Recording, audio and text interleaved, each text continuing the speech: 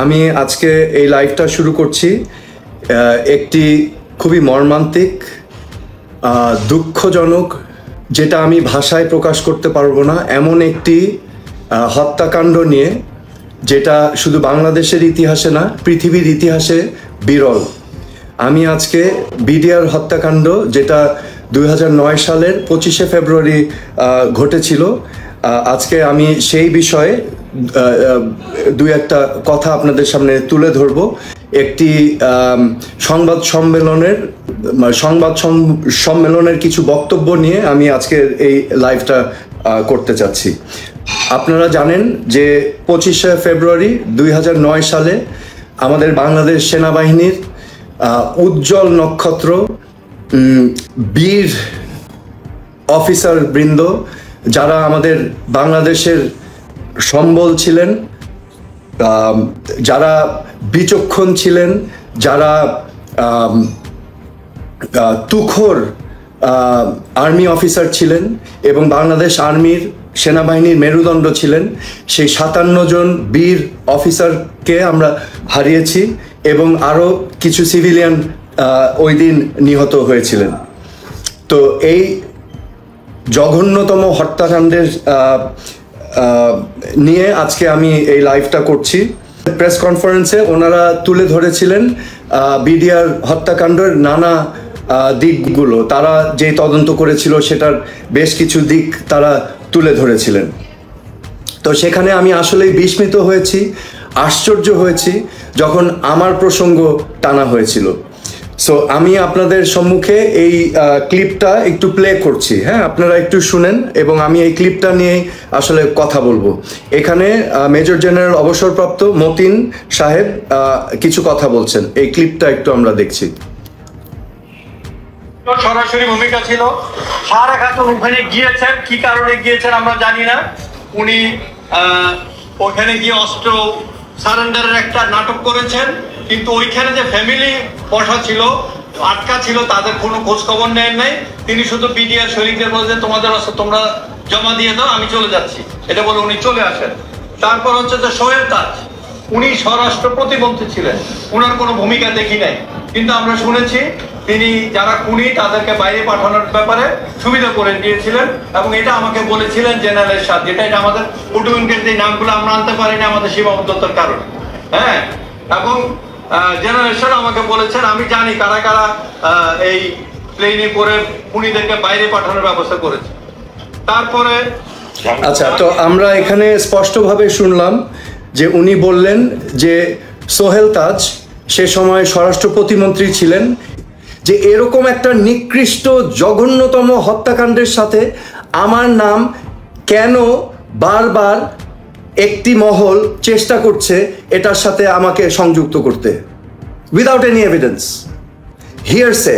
তো আজকে আমি মনে করি যে এই কথাবার্তাগুলোর কারণে আমার পরিবার, আমার শহীদ পিতা তাজউদ্দিন আহমেদ বাংলাদেশের প্রথম প্রধানমন্ত্রী ছিলেন, আমাদের মহান মুক্তিযুদ্ধের নেতৃত্ব দিয়েছেন, আমার মা সৈয়দা জোহরা তাজউদ্দিন আজীবন বাংলাদেশের মানুষের জন্য নিজের জীবন উৎসর্গ করেছেন, গণতন্ত্রের জন্য, মানুষের জন্য কাজ করেছেন। আমাদের পরিবার এবং আমার ভাবমূর্তি ক্ষুণ্ণ হয়েছে। আজকে আমি মনে করি এই ধরনের ইররেসপন্সিবল কথাবার্তা থেকে আমরা বিরত থাকব এবং আমি জেনারেল মতিন অবসরপ্রাপ্ত ওনাকে আমি রিকোয়েস্ট করব, আন্তরিকভাবে অনুরোধ জানাবো যে আজকে এই কথাগুলোর মধ্যে দিয়ে আমার ক্যারেক্টার, আমার চরিত্র, আমার ব্যাকগ্রাউন্ডে যেই ক্ষতি হয়েছে, আপনাদের দায়িত্ব সেই ক্ষতিটাকে আপনারা কিভাবে ক্ষতি সাধন করবেন এটা এখন আপনাদের দায়িত্ব। আমি আপনাদের কাছে এটা আমি অনুরোধ করব, আপনারা জনসম্মুখে এসে আপনারা ক্লিয়ার করবেন এটা কেন বলেছেন। This is not right. একজন নিরপরাধ নির্দোষ মানুষকে এরকমভাবে উইদাউট এভিডেন্স, হিয়ারসে, একজন মৃত ব্যক্তি, প্রয়াত ব্যক্তির কথার উপর ভিত্তি করে আবার হিয়ারসে করে শুনেছে, ওটা দিয়ে আপনারা বলে দিলেন। এটার উদ্দেশ্যটা কি? কেন করলেন? Why did you do it? আমার কাছে এখন আমি মনে করি আমার প্রশ্ন এবং সকলের প্রশ্ন যে এটা কেন করা হলো, এটার পিছনে উদ্দেশ্যটা কি। আমি জানি যে একটি মহল বেশ কিছুদিন ধরে এই ধরনের নানা ধরনের আলাপচারিতা ইন্টারনেটে ছড়িয়ে দিচ্ছে, এবং এটা একটি ক্ষুদ্র অংশ, উইদাউট এনি এভিডেন্স, হিয়ারসে বলে একটার উপর একটা বলছে। তো আমি আবারও অনুরোধ করব জেনারেল মতিনকে যে আপনি দয়া করে আমার পরিবারের ভাবমূর্তি যাতে ক্ষুণ্ণ না হয়, আপনারা অতি শীঘ্র পদক্ষেপ নেবেন, এবং এই যে একটা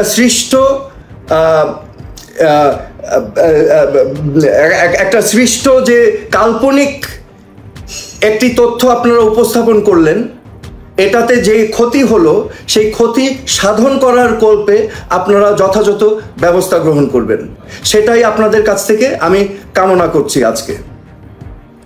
এবং আমি পরিশেষে বলতে চাই, আজকে এই বক্তব্যের শেষে আমি আপনাদেরকে সুস্পষ্টভাবে বলতে চাই,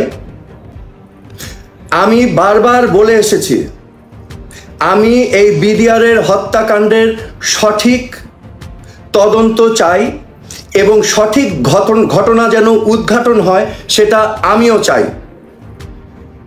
আমি চাই এই সেনা অফিসার সহ যারা সেদিন মৃত্যুবরণ করেছেন, যাদেরকে হত্যা করা হয়েছিল, তাদের পরিবার যাতে জাস্টিস পায়, এবং সর্বোপরি বাংলাদেশের যেই ক্ষতি হয়েছিল, বাংলাদেশের সকল মানুষের জানার অধিকার আছে, সত্যটা যেন উদ্ঘাটন হয়। এখন সত্যটা কোথায় যাবে সেটা তো আমি বলে দিতে পারবো না, আপনি বলে দিতে পারবেন না, কিন্তু আমি কনফিডেন্ট সত্য বের হয়ে আসলে এখানে আমার কথাগুলো, যেটা আমি বারবার বলছি, যে জাস্টিস যদি আসে এবং সত্য যদি বের হয়ে আসে, তাহলে সত্যই হচ্ছে আমার সবচেয়ে বড় ঢাল। আমি ভয় পাই না, কারণ সত্যই হচ্ছে আমার ঢাল, এবং আমি চাই সত্যটা বের হয়ে আসুক, এই ফ্যামিলিগুলো যাতে তারা জাস্টিস পায়, এবং বাংলাদেশ যাতে জানতে পারে আসল ঘটনাটা কি। কারণ সেনাবাহিনীর মেরুদণ্ড ভেঙে দেওয়া হয়েছিল সেদিন। এরকম ঘটনা যেন বাংলাদেশে আর কোনোদিনও না ঘটে, সেজন্য আমাদের এটার সঠিক তদন্ত, সঠিক বিচার প্রয়োজন। তো আমি আর কথা বাড়াবো না, আপনারা সবাই ভালো থাকবেন, সুস্থ থাকবেন, আমার জন্য দোয়া করবেন। আমি সারা জীবন আমার আম্মার একটা উপদেশ ফলো করেছি যে সোহেল, তুমি সবসময় সত্যর পথে থাকবে। সত্য অনেক সময় কঠিন, কিন্তু সত্য কিন্তু চিরস্থায়ী হয়, এবং সত্যই হবে তোমার হাতিয়ার, সত্যই হবে তোমার ঢাল। এবং আমি আমার মায়ের সেই কথাটা অনুধাবন করে অনুসরণ করেছি সারা জীবন, এবং আমি ভবিষ্যতেও করে যাব। আপনারা সবাই দোয়া করবেন আমার জন্য। আপনাদের সকলকে অসংখ্য ধন্যবাদ জানিয়ে আমি আজকের এই লাইভটা শেষ করছি। ধন্যবাদ, সবাই ভালো থাকবেন।